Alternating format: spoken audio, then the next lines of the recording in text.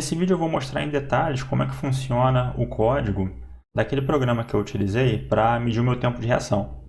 Então, para quem não sabe que história é essa de tempo de reação, dá uma olhada nesse vídeo aqui no card, onde eu mostrei o programa funcionando e expliquei para que ele serve e o que é essa ideia de tempo de reação. Então, nesse vídeo eu vou mostrar as duas coisas: como construir a interface gráfica para aquele programa e como funciona a lógica por trás dele. Vamos começar olhando as importações que eu fiz. Eu importei o módulo tkinter, que é o módulo que eu utilizei para construir a interface gráfica. Também importei o módulo time, que é utilizado para medir o tempo durante a execução do programa. E também importei alguns componentes do matplotlib, com essas duas linhas de importação aqui. Esses componentes eu vou utilizar para criar esse gráfico aqui que está embutido na interface do meu programa. Então, eu não vou utilizar o matplotlib para ele controlar o gráfico sozinho. Eu quero que esse gráfico esteja embutido na minha interface. Então, depois das importações, a primeira coisa que eu faço é definir essa classe, que eu chamei de application, e essa classe vai herdar propriedades desse objeto tk, que pertence ao módulo tkinter. É com essa classe, então, que eu vou criar a interface do programa. A primeira coisa que nós temos, então, é a definição de um método chamado init. Ele é a primeira coisa que vai ser executada quando essa classe for iniciada, tá? Então, aqui dentro, eu coloco tudo o que é necessário para construir a interface do programa. Então, todos os elementos que nós temos dentro da janela do programa, como, por exemplo, esse botão, esse texto aqui, ou esse outro texto aqui embaixo, esse gráfico, todas essas coisas são chamadas de widgets. E eu posso, então, criar esses widgets. A gente vai ver que é fácil fazer isso, criar os widgets e posicionar eles na tela. Então, a primeira coisa que eu estou criando aqui é um widget chamado frame, que basicamente é um espaço reservado onde eu vou colocar outros widgets lá dentro. Então, eu estou criando um frame aqui e outro frame aqui embaixo, certo? Um deles eu estou chamando de frame objeto e o outro eu estou chamando de frame gráfico. Então, se nós voltarmos para a janela do programa, basicamente essa área aqui na esquerda é o que constitui o que eu chamei de frame objeto. Toda essa área da direita é o que eu chamei de frame gráfico. Então, utilizando o tkinter, sempre que eu crio um widget, eu preciso dizer onde que ele vai ficar dentro da janela da minha interface. Existem duas formas de controlar o posicionamento dos widgets. Eu posso utilizar o método pack, que é o que eu estou utilizando agora, ou também tem uma opção de utilizar o método grid. A diferença é, no método pack, eu simplesmente digo, coloca ali esse widget onde tiver espaço. No máximo eu posso dizer, como eu estou fazendo aqui, em que posição quero que ele fique. Então eu quero que o frame objeto fique no lado esquerdo da tela e eu quero que o frame gráfico fique no lado direito da tela.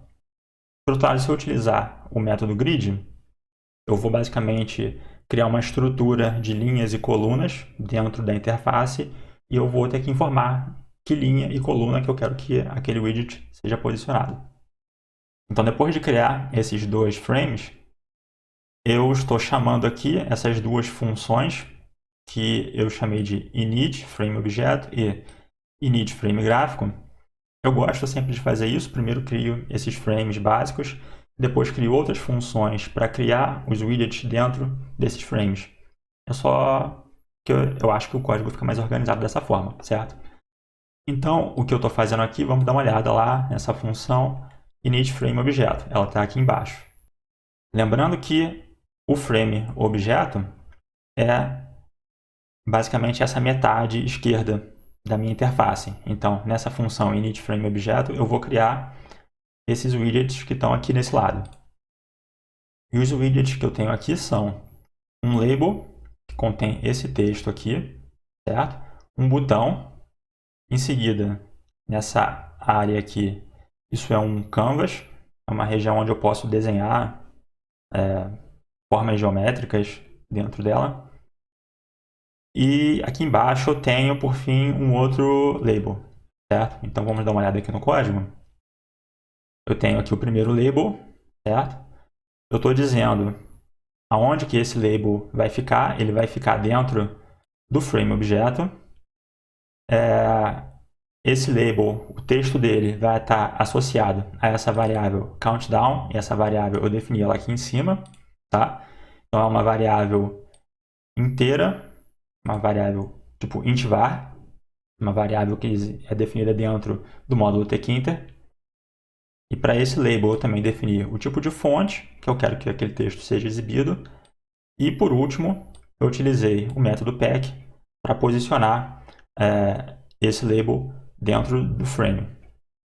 E os parâmetros padX e padY eu estou utilizando para dar um espaçamento entre esse label e os widgets vizinhos. Em seguida, eu tenho um botão, e assim como eu tenho que fazer com qualquer widget, eu preciso informar aonde esse botão vai ser criado. Nesse caso, eu estou criando esse botão dentro do frame objeto. Estou informando o texto que eu quero que seja exibido nesse botão, certo? O tamanho do botão e o que vai ser executado quando eu clicar nesse botão, tá? Em seguida, eu vou criar um canvas. E aqui, de novo, vai seguir a mesma lógica. Estou dizendo onde eu quero que esse canvas fique. Tem alguns parâmetros específicos para esse widget, como largura, ou melhor, a altura e a largura dele. E aqui eu defini a cor de fundo desse canvas. Novamente utilizei o método pack para posicionar o canvas dentro do frame objeto. E por último, eu criei mais dois labels aqui embaixo. Um deles contendo esse texto repetições e o outro com esse número 0, que também vai estar associado a um contador. Então, voltando para o método init da nossa classe, isso que a gente acabou de ver é o que estava dentro da função init frame objeto. E agora vamos dar uma olhada na função init frame gráfico. Ela está aqui embaixo. É bem simples. Eu simplesmente estou criando um botão e em seguida eu crio uma figura. Aqui esse é o objeto figura definido dentro do matplotlib. Crio também um eixo dentro dessa figura. E por fim eu preciso criar um canvas e colocar dentro dele essa figura que eu criei aqui em cima, tá? Então, tudo isso aqui é basicamente a estrutura do matplotlib que eu preciso utilizar para embutir esse gráfico dentro da interface. Então, com isso, a gente termina a parte da criação da interface. Agora a gente vem para a lógica de funcionamento do programa. Se vocês viram um vídeo onde eu utilizei o programa, vocês viram então que basicamente o que o programa faz é simular o movimento de um objeto. E eu preciso então registrar o tempo de início, de fim e a duração desse movimento. Eu vou fazer isso com essas variáveis: tempo de start, o tempo de início do movimento, tempo stop, tempo do fim, e o tempo de queda, a duração do movimento. Vejam que todas essas variáveis aqui, elas têm esse self na frente. Isso significa que elas vão ser propriedades da classe application. Com isso, eu posso acessar essas variáveis em qualquer método dessa classe. Já o usuário, ele controla o programa através de um único botão. Então, esse botão vai fazer coisas diferentes ao longo do funcionamento do programa. Então, para saber o que o botão tem que fazer, eu criei essa variável estado. Essa variável vai definir em que estado de funcionamento o programa se encontra. Em seguida, tem essas variáveis. Primeiro, o clock, que é simplesmente um tempo de espera que vai ser utilizado durante a simulação do movimento. E depois eu tenho esse g, que vai ser a minha aceleração da gravidade dentro da simulação. Então, esses valores de 10 e 0,15 que eu escolhi para essas variáveis são valores aleatórios que eu escolhi só porque com eles parece que a simulação funciona bem. Então, vamos seguir olhando o código para ver o que mais a gente tem por aqui. Então, nós temos a função initFrameObjeto, que nós já vimos. Também já vimos a função initFrameGráfico, né? Em seguida, nós temos essa função bpress. É a função que é executada quando esse botão aqui é pressionado. Então, aqui dentro dessa função, eu tenho um if que vai me dar resultados diferentes dependendo de qual é o estado em que o programa está sendo executado naquele momento. Então, quando o programa é iniciado, ele é iniciado no estado parado. Então, a primeira vez que o usuário clica naquele botão, essa condição aqui vai ser verdadeira. Então, o que vai acontecer vai ser, eu vou alterar o estado do programa para o estado contagem. Em seguida, eu vou alterar a configuração do botão cronômetro. Essa variável botão cronômetro está associada a esse botão aqui, certo? Então, eu vou alterar a configuração desse botão. Que configuração vai ser? Vai ser o texto que é exibido no botão, que vai mudar para Start. Em seguida, a função iniciar simulação vai ser executada. A gente já vai ver o que essa função faz. E por último, o programa vai aguardar 1000 milissegundos, ou seja, 1 segundo, né? E depois desse tempo, vai executar a função contagem, que a gente também já vai ver o que ela vai fazer. Então, na próxima vez que o usuário clicar naquele mesmo botão, o estado do programa agora vai ser contagem, né? Porque o estado foi alterado aqui. Então, essa condição aqui agora que vai ser verdadeira. Então, até aqui, o programa que estava no estado de contagem regressiva para o início da simulação vai ser mudado, então, o estado para simulando. E aqui, eu vou registrar o tempo em que essa ação está sendo tomada. Basicamente, é o tempo que o usuário clicou no botão, que vai indicar o tempo de início da simulação. E por fim, na terceira vez que o usuário clica naquele botão, agora o estado do programa vai ser simulando. Então, essa condição vai ser verdadeira, né? Então, o programa vai mudar para um novo estado parado, e vai ser registrado o tempo que o usuário clicou no botão, que vai ser o tempo de fim da simulação. Eu vou utilizar aqui o programa uma vez, caso esses estados não tenham ficado muito claros. Eu acho que dá para explicar um pouco melhor. Então agora o programa está no estado parado. Quando eu clicar a primeira vez no botão, eu vou passar para o estado de contagem. Inicia a contagem regressiva. Então agora eu tenho o estado simulando e o estado parado. Então, durante a contagem regressiva, essa função aqui vai ser importante.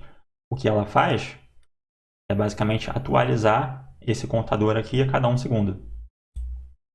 Esse contador está vinculado a essa variável countdown. Então, eu primeiro utilizo o método get para ler o estado dessa variável e já subtraio 1 de 1 segundo e armazeno temporariamente nessa variável t e já atualizo em seguida esse novo valor de tempo. Caso a minha contagem regressiva chegue a 0, eu inicio a simulação de queda da bolinha. Caso não tenha chegado a 0 ainda, eu venho para esse else e aguardo 1 segundo e executo novamente essa própria função de contagem. Em seguida, a gente tem a função iniciar simulação, que ela é bem simples. Ela basicamente vai reinicializar as variáveis que vão ser importantes naquela repetição da simulação. E aqui a gente vem para a função que controla a simulação. Aqui de início, a gente tem só um cálculo da posição e da velocidade da bolinha. Lembra que essa simulação está simulando a queda, né, daquela bolinha na tela. Então, a posição e a velocidade daquela bolinha estão sempre mudando. Então, para cada vez que essa função run é executada, eu calculo a nova posição e velocidade da bolinha e, em seguida, eu preciso atualizar na tela a posição da bolinha. Eu faço isso com o método move do canvas onde a bolinha foi desenhada. Então, só para lembrar, o canvas é esse aqui, né? Então, a bolinha está desenhada dentro desse canvas. Então, esse canvas está na variável canvas objeto. Com o método move, eu estou movendo, então, a forma que está desenhada ali com a tag de esfera. Eu já vou mostrar aqui embaixo a função que desenha a bolinha. Esse método move vai atualizar a posição de um determinado objeto. Então, eu preciso dizer na direção X quanto esse objeto tem que se mover e a mesma coisa na direção Y. E a gente vem, então, para a função desenhar bolinha. Talvez eu devesse ter mostrado antes, não sei. Mas aqui, basicamente, o que a gente tem de interessante é essa parte aqui, onde eu estou utilizando o Create Oval para desenhar a bolinha dentro do Canvas. Então, eu preciso informar 4 coordenadas. Então, essa função aqui, né, só para explicar um pouco melhor, ela vai desenhar uma forma oval dentro do Canvas. Então, para essa forma, né, ovalada, eu preciso informar as extremidades que essa forma vai ocupar. Extremidade x mínima, x máxima, y mínimo e máximo. Então, como eu quero um círculo, eu preciso da posição xy do centro desse círculo, e o x mínimo vai ser o centro menos o raio, o x máximo vai ser o centro mais o raio. Mesma coisa para o y. O y mínimo vai ser o y menos o raio do círculo, e o y máximo vai ser o y do centro mais o comprimento do raio. E aqui tem mais alguns parâmetros que eu posso informar. Eu quero que a cor dessa bolinha seja vermelha e eu estou atribuindo a ela a tag esfera, né? A mesma tag que eu utilizei aqui em cima na função run, quando eu preciso mover essa bolinha, né? Eu estou movendo o objeto com a tag esfera. É assim que eu identifico o que tem que ser movido, porque eu posso ter vários objetos desenhados naquele mesmo canvas. E eu também utilizo essa tag aqui embaixo. Quando eu preciso redesenhar a tela, se eu já tiver uma bolinha na tela, eu apago ela com o método delete, eu apago qualquer objeto que tiver essa tag esfera e desenho uma nova. Isso aqui é feito quando eu preciso reiniciar a simulação. A bolinha vai estar lá no final da tela, eu preciso desenhar ela lá no início. Então, se vocês lembram da execução do programa, ao fim de cada simulação, o gráfico que a gente tem ali no cantinho direito, ele é atualizado, certo? Quem faz isso é essa função plot. Então, o que a gente tem de interessante aqui é o seguinte: eu tenho essa variável self.x, que é o eixo que está representado naquele gráfico, né? Então, aqui, eixo, eu estou falando, né, do objeto eixo do matplotlib. Então, aqui a gente está um pouquinho mexendo com o matplotlib, certo? Então, eu preciso limpar esse gráfico e desenhar ele ou plotar novamente a informação atualizada. Então, eu vou plotar 2 histogramas. Estão aqui, certo? Então, eu vou fazer os histogramas das variáveis tempo de start e tempo de stop.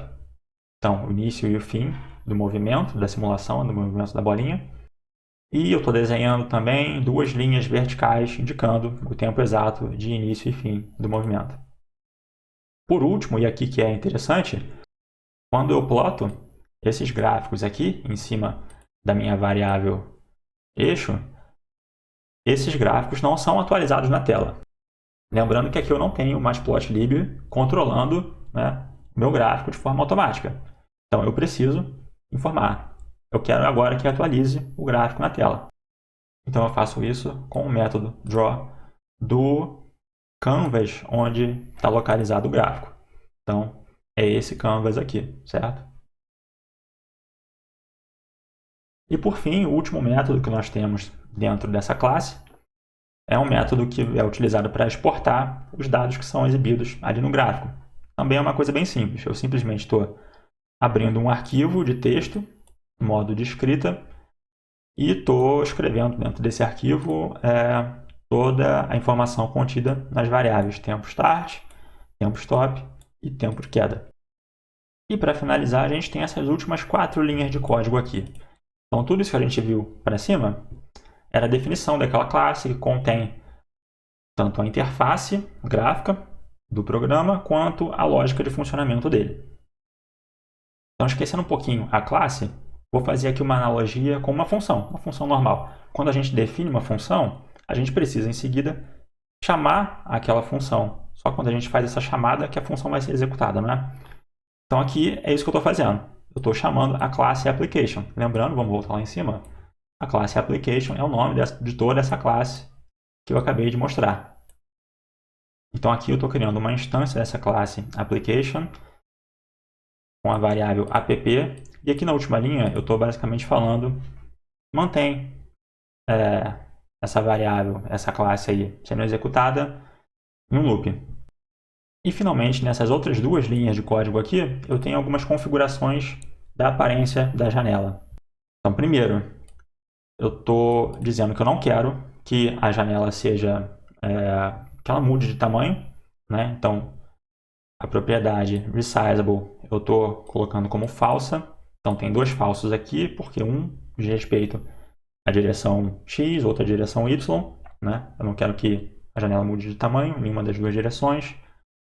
E, por último, eu tenho esse método bindAll. Isso aqui eu estou vinculando a todos os widgets, por isso bindAll, né? Estou vinculando todos os widgets que foram definidos dentro da classe application, estou vinculando eles a um certo evento. Esse evento vai ser eu pressionar a tecla ESC no meu teclado e o que vai ser executado quando esse evento acontecer, né? Ou seja, quando eu apertar a tecla ESC, eu quero que a janela da minha aplicação seja destruída. Ou seja, eu quero fechar o programa apertando ESC. Então é isso. Eu imagino que tenha ficado muita informação nesse vídeo. Espero que não tenha ficado muito confuso, mas tem uma série de detalhes aqui que a gente pode falar com mais calma em outros vídeos mais específicos sobre interfaces gráficas ou sobre o Tkinter. Então, por esse vídeo eu vou ficando por aqui. A gente se vê no próximo. Até mais!